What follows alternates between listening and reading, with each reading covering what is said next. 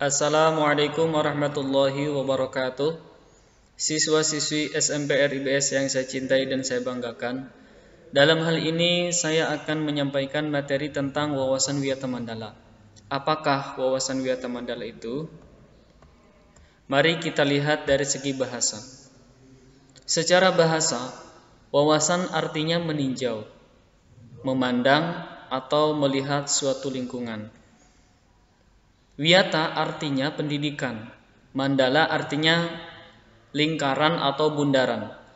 Secara istilah, wawasan Wiyata Mandala artinya cara memandang sekolah sebagai lingkungan pendidikan dan pembelajaran. Cara mewujudkan wawasan Wiyata Mandala, di sini ada 4 komponen yang penting. Yang pertama adalah peran kepala sekolah, yang kedua peran guru dan staf, yang ketiga peran murid, dan yang keempat adalah peran masyarakat.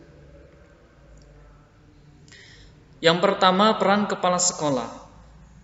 Tugas kepala sekolah yang pertama, bertanggung jawab penuh terhadap penyelenggaraan pendidikan di lingkungan sekolah.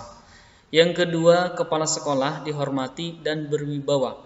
Artinya, siapapun yang berkepentingan dengan sekolah harus melalui kepala sekolah. Misalnya ada ide untuk kemandirian, itu harus melalui musyawarah dengan kepala sekolah. Yang ketiga, kepala sekolah melaksanakan program-program yang telah disusun bersama komite sekolah. Yang keempat, menyelenggarakan musyawarah sekolah yang melibatkan pendidik, OSIS, komite sekolah, tokoh masyarakat, dan pihak keamanan setempat. Yang kelima, menertibkan lingkungan sekolah, baik yang berbentuk sarana maupun peraturan. Yang keenam, mengadakan rapat koordinasi antar guru, wali murid, maupun siswa. Yang ketujuh, menyelenggarakan kegiatan yang dapat menunjang kegiatan sekolah, seperti PKS, pramuka, PMR, paskibra, kesenian, dan lain sebagainya. Yang kedua, peran guru, apa saja? Yang pertama, menjunjung tinggi martabat dan citranya, baik sikap dan tingkah lakunya. Yang kedua, menjadi tauladan di masyarakat atau sebagai pamong. Yang ketiga, guru harus mampu memimpin, baik di lingkungan sekolah maupun di luar lingkungan sekolah. Jadi, sebagai guru itu tidak hanya sebatas mengajar di sekolah, namun di lingkungan di luar sekolah pun menjadi teladan di masyarakat. Yang keempat, digugu dan ditiru. Artinya sikap dan perilakunya, tutur katanya, perbuatannya itu menjadi suri tauladan, menjadi contoh bagi masyarakat. Yang ketiga, peran murid. Apa saja? Yang pertama, tugas murid adalah mentaati tata tertib yang berlaku di sekolah tanpa terkecuali. Mau itu anak pejabat, mau itu anak guru, semua harus tunduk dan patuh kepada peraturan yang ada di sekolah. Yang kedua, hormat dan sopan kepada pengatur, guru beserta staf, termasuk menjalankan nasihatnya, ya, melaksanakan perintahnya. Itu sebagai wujud hormat terhadap guru dan staf atau kepala sekolah. Yang ketiga, hormat dan sopan kepada teman, tidak boleh saling menghina, tidak boleh saling mengejek. Sesama teman tidak boleh saling mencari-cari kejelekan, saling gojlok-gojlokan. Nah, itu dilarang. Yang keempat, belajar yang tekun dan tidak mudah putus asa. Yang kelima, menyelesaikan tugas yang diberikan oleh guru. Jangan sampai belum dicoba sudah menyerah. Maaf Pak, saya nggak bisa karena soalnya terlalu mudah, misalnya seperti itu. Nah, jadi kita laksanakan dulu. Umpama ada kesulitan, silahkan ditanyakan kembali kepada guru. Yang keenam, menjaga nama baik keluarga dan sekolah dimanapun berada. Yang ketujuh, menjaga dan memelihara fasilitas belajar dan mengajar. Jangan sampai fasilitas dibuat mainan sampai rusak. Yang kedelapan, melaporkan peristiwa negatif yang terjadi di sekolah kepada OSIS, guru, wakil kepala sekolah, ataupun kepala sekolah. Misalnya ada terjadi tawuran atau kerusuhan ya di sekolah, supaya bisa dilaporkan ke pengurus.